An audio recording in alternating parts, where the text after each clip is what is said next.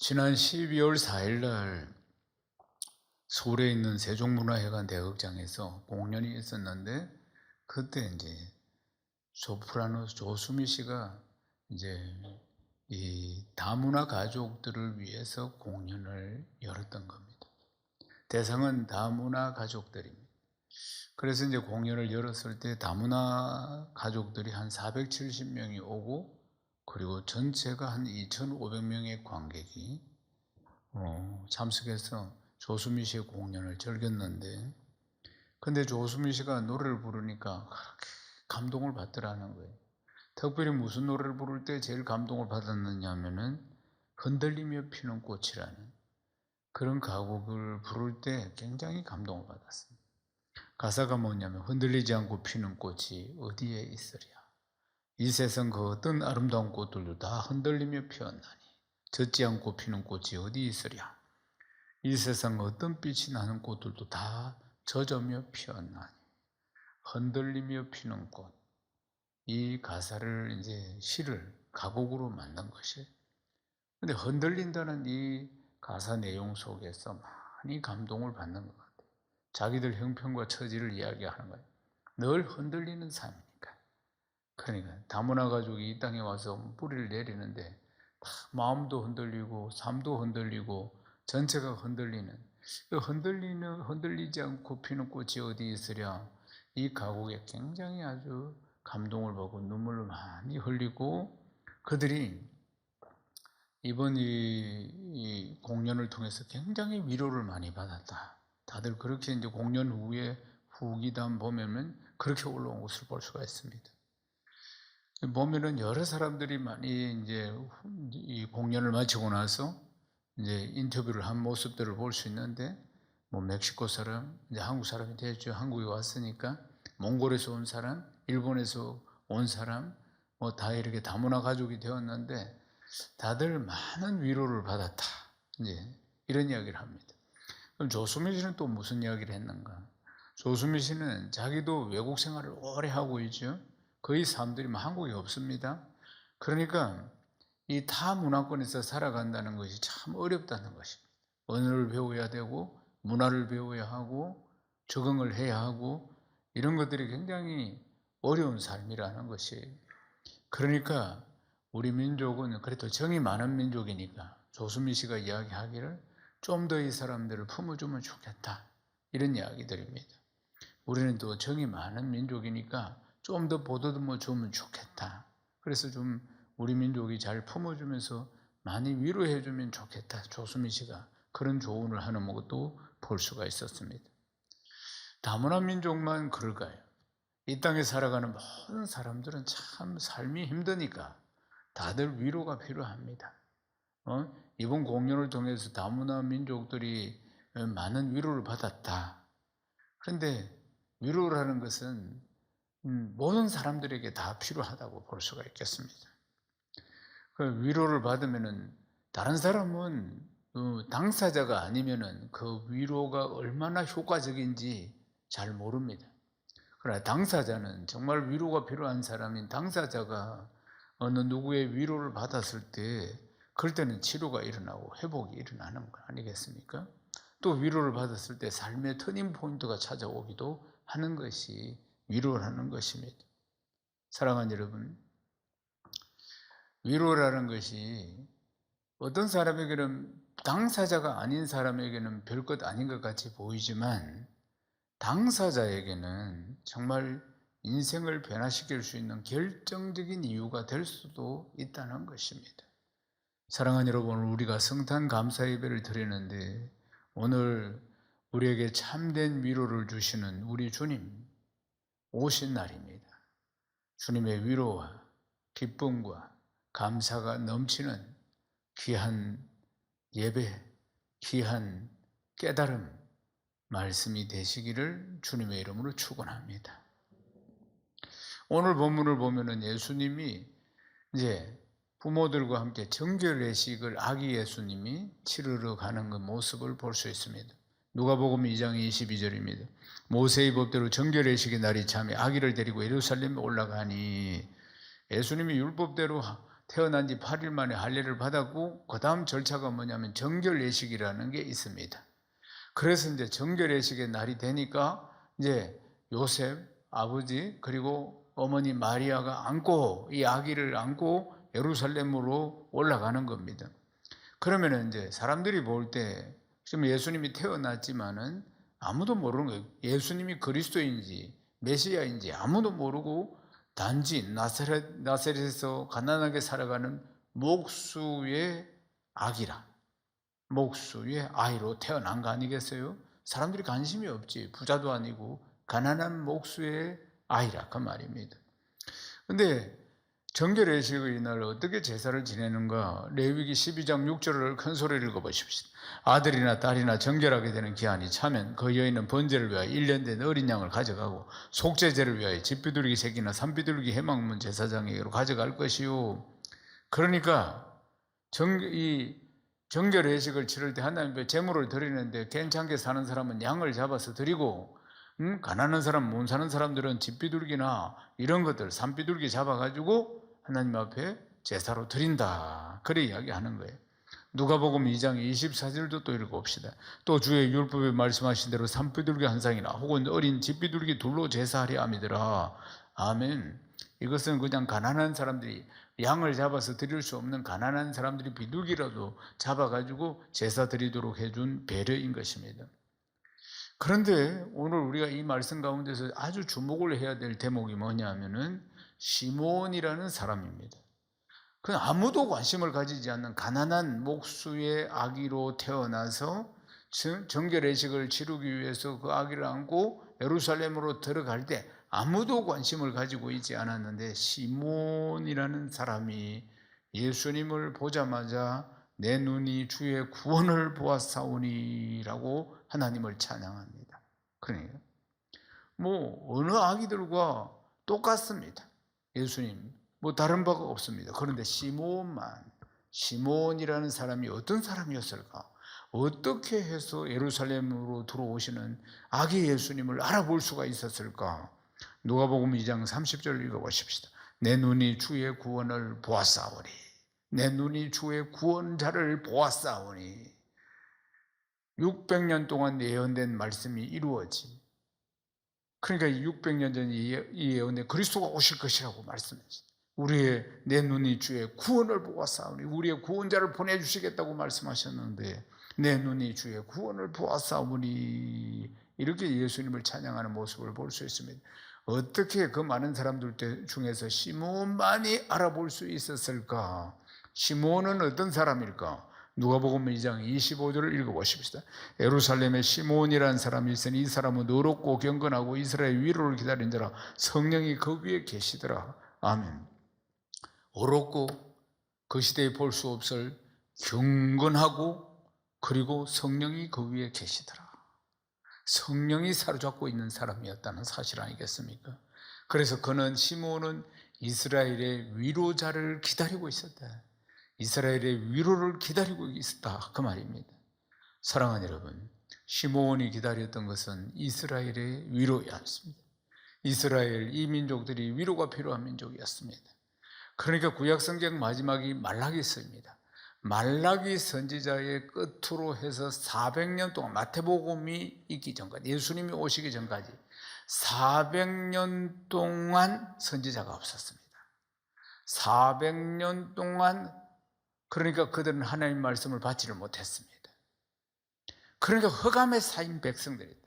하나님과 소통이 되지 않고 400년 동안 선지자가 없고 하나님 말씀을 받아서 전해주는 선지자가 없는 400년 동안 흑암 속에 갇혀있던 백성들이 바로 이 백성들이라 그 말입니다. 마태복음 4장 16절을 읽겠습니다. 흑암에 앉은 백성이 그 빛을 보았고 사망의 땅과 그늘에 앉은 자들에게 빛이 비춰도다 하였느니라. 아멘. 마태복음에서 이사야 9장 2절 말씀으로 이 백성들이 흑암 중에 있는 백성으로 그렇게 표현하고 있습니다. 흑암 중에 있는 것이지 말하자면 나라는 위태롭고 400년 동안 선지자는 없고 하나님의 말씀도 없고 그들이 그렇게 살았다 그 말입니다. 그래서 이들에게는 빛이 필요하고 흑암 중에 살고 있으니까, 그리고 위로가 필요한 자들이었다는 사실 아니겠습니까? 사랑하는 여러분, 오늘 우리가 이 시대를 살고 있는데 편리하고 이전보다도 더 풍요한 세상을 살고 있는데 사랑하는 여러분, 우리도 하나님의 위로가 간절히 필요합니다.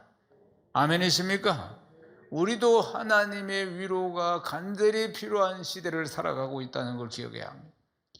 얼마나 편리한지, 이전에는 이 두꺼운 성경책을 주일마다 교회 올 때마다 항상 들고 다녀야만 이 성경을 볼 수 있었는데 요즘은 스마트폰 하나만 가지고도 다 해결이 됩니다. 교회에 올 때도 성경책 안 들고 오는 사람들도 들어 있습니다. 그래서 스마트폰 켜기만 하면 말씀을 볼 수 있고 찬양도 부를 수 있습니다. 이렇게 편리한 세상을 살고 있지만은 이전에 아날로그 시대는 어땠습니까? 성경책을 읽고 거기다가 줄을 치고 은혜가 되면 적기도 하고 때로는 눈물 자국과 때로는 땀 자국과 이런 것들이 묻어서 성경이 곳곳에 흔적이 남았습니다. 그리고 그 성경을 볼 때마다 흔적이 남아있는 성경을 볼 때마다 그때 받았던 은혜가 떠오르고 또 생각하고 또 되씹고 그러던 시절, 그리고 지금 이 디지털 시대에 이 스마트폰 하나 가지고 다 해결이 되는 이런 시대와 어떻습니까? 편리할수록 하나님과 더 깊은 교제가 되어집니까? 어떻습니까? 이전보다 더 하나님과 친밀한 교제를 이루어가고 있습니까? 어떻습니까? 그렇지 않습니다. 그러니까 편리하다고 해서 하나님과 더 깊은 교제가 일어나고 더 깊은 소통이 일어나고 하나님과 더 친밀해지는 것 아니라 그 말입니다. 사랑하는 여러분, 우리도 뭔가 하나님의 절대적인 위로가 필요합니다. 아멘이십니까? 이 백성들이 흑암 위에 앉은 백성이었습니다. 그래서 하나님의 참된 위로가 필요하고 회복이 필요하고 그리고 참된 회복이 일어날 때 기쁨이 찾아오게 되는 것입니다. 그들은 정말 위로자가 간절히 필요했다는 사실입니다. 사랑하는 여러분, 하나님의 위로라는 것이 과연 무엇이겠습니까? 우리는 죄인입니다. 그런데 하나님이 택하셨습니다. 우리를 하나님의 축복을 담는 그릇으로 우리를 택해 주신 거 아니겠습니까? 우리를 택해 주셨는데 그랬는데 인생은 타락하고 그리고 그 은혜를 저버리고 하나님께 멀어져 갑니다. 그리고 하나님께 멀어져 갈 뿐만 아니라 하나님을 대적합니다.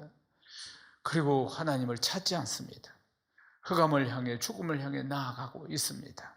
그런데 하나님께서 긍휼이 많으신 하나님께서 사랑의 하나님께서 은혜를 베푸셔서 그런 인생들을 구하기 위해서 낮고 천한 몸으로 이 세상에 오신 것입니다. 사랑하는 여러분, 이것이 우리 주님이 낮고 천한 인생의 몸으로 오늘 오신 것이 우리에게 위로입니다. 아멘이십니까? 그저 이 세상을 쫓아가고 있는, 이 세상 풍속을 쫓아가고 있는, 흑암의 세력에 사로잡혀 있는 우리를 구원하시고자 오신 것 자체가 우리에게 위로이고 은혜이고 축복인 줄로 믿습니다. 이사야 40장 1절을 읽겠습니다. 너희 하나님이 이르시되 너희는 위로하라. 내 백성을 위로하라. 이사야 61장 2절을 읽어봅시다. 여호와의 은혜의 해와 우리 하나님의 보복의 날을 선포하여 모든 슬픈 자를 위로하되. 아멘. 사랑하는 여러분, 우리의 위로자에 대해서 예언하고 있는 말씀입니다. 예수님이 위로자이시다 그 말입니다. 성령님이 위로자이십니다. 아멘이십니까? 죽음을 향해 가는 이 백성들을 살리시기 위해서 예수 그리스도께서 오신 것 아니겠습니까? 복음이 위로입니다. 성령님이 위로이십니다. 시몬은 아기 예수님을 보자 흑암에 앉은 백성이 큰 빛을 보았다. 큰 빛을 보았다고 이렇게 말씀하고 있습니다. 위로를 기다리셨는데, 구원자를 기다렸는데 위로자 오셨다 그 말입니다. 흑암 속에 갇혀 있었는데 이분이 큰 빛으로, 예수님은 큰 빛으로 오셨다는 거 아니겠습니까? 빛이 들어오면 어둠이 다 들어갑니다. 아멘이십니까? 우리가 깜깜한 내 방에 들어서서 스위치를 딱 올리는 순간에 빛이 들어오는 순간에 흑암이 다 떠나가듯이 빛으로 오셨다는 건 아니겠습니까? 우리가 그 빛이 비칠 때 내가 죄인임을 깨닫습니다. 빛이 나에게 다가올 때 나의 허물을 깨닫습니다. 나의 부족함을 깨닫습니다. 그래서 우리가 주님 앞에 무릎을 꿇었던 것 아니겠습니까? 모두가 다 마찬가지입니다. 하나님의 임재 앞에서는 모두 다 자기의 부족함을 깨닫게 되어 있는 것입니다. 창세기 18장 27절 읽어보겠습니다. 아브라함이 대답하여 이르되 나는 티끌이나 재와 같사 감히 주께 아뢰나이다. 아브라함이 자기 자신을 티끌과 같습니다. 나는 재와 같습니다. 이렇게 자기 자신을 표현하는 거예요. 하나님의 임재 앞에서. 이때가 언제냐? 소돔과 고모라 성이 심판받기 전에 조카 롯을 구하기 위해서 하나님 앞에 간절히 기도할 때, 하나님 의인 50명 되겠습니까? 40명이면 되겠습니까? 다 그렇게 할 때 하나님의 임재 앞에서 자기 자신이 얼마나 티끌과 같고 채와 같은지 자기의 부족함을 깨닫고 지금 이야기를 하고 있는 것입니다. 이사야 6장 5절도 읽어봅시다. 그때 내가 말하되 하루다 나의 망하게 되었도다. 나는 입술이 부정한 사람이요 나는 입술이 부정한 백성 중에 거주하면서 만군의 여호와이신 왕을 배웠음이라 하였더라. 이사야 선지자가 소명을 받을 때 하나님의 임재 앞에서, 거룩하신 하나님 앞에서 나는 입술이 부정한 사람입니다 그러면서 한탄하고 있는 모습을 볼 수가 있는 것입니다. 욥기 42장 6절도 읽어보겠습니다. 그러므로 내가 스스로 거두어드리고 티끌과 재 가운데 회개하나이다. 동방의 의인이라고 하는 욥도 역시 마찬가지 있습니다. 하나님의 임재 앞에서 자기는 티끌과 재 가운데서 회개한다고 이렇게 고백하고 있지 않습니까? 사랑하는 여러분, 우리가 하나님을 만나면 우리의 모습을 깨닫게 되는 줄로 믿습니다. 나의 부족함과 나의 연약함과 내가 얼마나 많은 죄인인가 하는 것을 깨닫게 되는 것이고, 그럴 때 우리가 은혜를 깨닫게 되는 것 아니겠습니까? 오늘도 풍성한 은혜가 넘치시기를 주님의 이름으로 축원합니다. 성령님의 위로와 그리고 또 진정한 기쁨과 그리고 감격과 은혜와 감사가 넘치는 날이 바로 오늘인 줄로 믿습니다. 시몬은 이스라엘의 위로를 기다리고 있었다고 했습니다. 주님을 기다리고 있었다 이 말씀입니다. 위로자이신 주님을 기다렸다는 것이 아니겠습니까? 큰 빛으로 오신 주님을 기다리고 있었던 것입니다. 사랑하는 여러분, 그들은 참으로 형식적이고 위선적인 신앙생활을 하고 있습니다. 400년 동안이나 하고 있었던 것 아니겠습니까? 어느 순간부터 예배의 감격이 사라지고 기쁨이 사라지고 제사의 형식밖에 남지 않았던 사람들이었습니다. 그래서 하나님의 진정한 위로가 필요하고 흑암 위에 있는 백성들에게 빛 대신 주님이 오셔서 그들을 구원하는 역사들이 일어나야 했던 것입니다. 사랑하는 여러분, 어떻습니까? 나의 신앙은 어떻습니까? 올해 마지막 주일인데 올해 첫 시작할 때와 지금과 비교해 보십시오. 나의 예배의 감격은 어떻습니까? 시간이 갈수록 내 안에 예배의 감격이 넘치고 있습니까? 어떻습니까? 늘 새롭습니까? 늘 은혜가 넘칩니까? 아니면은 형식적입니까? 점점 은혜의 감격과 구원의 감격이 소멸되고 있습니까? 어떻습니까? 사랑하는 여러분, 내 자신을 잘 확인해야 합니다. 이 성탄절 다시 한번 회복되는 역사가 일어나야 할 줄로 믿습니다. 다시 한번 새로운 구원의 감격 말입니다. 성령의 위로하심과 새로운 기쁨들이 내 안에 날마다 새로운 감격 속에서 차고 넘쳐야 한다는 것입니다. 누가복음 2장 10절 말씀 읽어보십시다. 천사가 이르되 무수하지 말라. 보라 내가 온 백성에게 미칠 큰 기쁨의 좋은 소식을 너희에게 전하노라. 사랑하는 여러분, 이 세상 사람들은 추리를 막 화려하게 하고 성탄 카드를 주고받고 그렇지만 우리 주님이 오신 진정한 의미를 아는 사람이 없습니다. 거의 없는 것 아니겠습니까? 세상 사람들이 어떻게 알겠습니까? 사랑하는 여러분, 천사가 이르되 무수하지 말라. 보라 내가 온 백성에게 미칠 큰 기쁨의 좋은 소식을 너희에게 전하노라. 사랑하는 여러분, 우리가 이 기쁜 소식을 그들에게 전해야 하는 줄로 믿습니다. 이 기쁨의 좋은 소식을 그들에게 전해야 합니다. 흑암에 사여 있는 이 백성들에게 빛 대신 주님이 오셨다는 것을 전해야 합니다. 인생에 위로자가 필요한데 위로자로 오셨다는 것을 전해야 합니다. 구원자로 오셨다는 사실을 전해야 하는 것입니다. 장기려 박사는 한국의 슈바이처라고 불러주시는 분입니다. 어릴 적부터 의사의 꿈을 키웠는데 경성의학 전문학교를 졸업하고 평양의과대학과 김일성 종합대학의 교수를 지냈습니다. 한국에 전쟁이 터져서 1950년에 장기르 박사님이 그러니까 철수하는 군인들 손을 잡고 그래서 이 남쪽으로 내려오게 되는데 북쪽에다가 아내와 5 남매를 두고 둘째만 데리고 월남을 합니다. 그래서 부산에 천막을 치고 병원을 세웠습니다. 보건병원을. 그래서 천막을 치고 보건병원을 세워서 환자들을 치료하는데 늘 가족을 그리워했습니다. 곧 만날 수 있을 것이라고 생각했는데 휴전선이 가리워졌고 이제 영원히 갈 수가 없게 된 것입니다. 그런데 한편으로는 이분이 내가 사람들을 도우면은 그러면 북에 있는 우리 가족들을 누군가가 도와줄 것이다. 이런 마음을 가지고 일평생 그러니까 남을 돕겠다는 마음을 의사로서 가지고 하루에 200명이 넘는 환자를 항상 돌봤습니다. 그리고 1959년에는 우리나라 최초로 대량 간 절제 수술에 성공합니다. 이것은 의학적으로 한 획을 끊는 일이었습니다. 그리고 그 당시에 우리나라 외과 의사 가운데 최고의 실력을 갖추고 있는 의사가 됐습니다. 병원이 커지니까 무료 진료를 할 수가 없었습니다. 그래서 한국 최초의 의료보험조합인 청십자 의료보험조합을 설립하고 이런 업적을 남겼습니다. 1968년도에 이런 일이 있었습니다. 청십자 병원이 가난한 사람들 정성껏 치료해주고 치료비도 적게 받고 한다는 소문이 나니까 많은 사람들이 늘 북적북적했습니다. 이 병원에.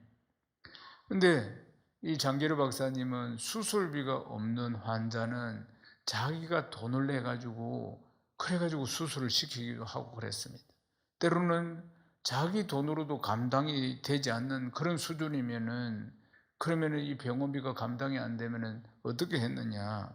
밤에 몰래 이 환자들을 도망가게 했던 겁니다. 탈출을 시켰다고요. 반응이 없네. 그리고 평생 자신은 집도 한 채 없이 그냥 옥상 사택에, 병원 옥상 사택에 살다가 1995년 12월에 세상을 떠나셨습니다. 근데 80회 생일이 되었을 때 그동안 사시면서 가장 기쁜 일이 무엇이었느냐? 누가 질문을 하니까 첫 번째, 결혼한 후에 아들을 낳았을 때 그때 하나님이 주신 아들로 천하를 얻은 기쁨을 맛보았다고 그래 이야기합니다. 그리고 두 번째, 우리나라 마라톤 올림픽에 가서 송기정 선수가 금메달을 받았을 때 그때 민족적인 감정 때문에 참 기뻤다 그래 이야기합니다.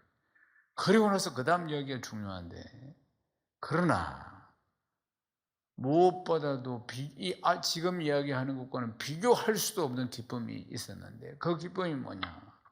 예수 믿고 죄를 회개하고 하나님께 내가 죄사함을 받고 구원받았다는 이 기쁨에 비교하면 앞에 두 가지는 하찮은 기쁨에 불과했다.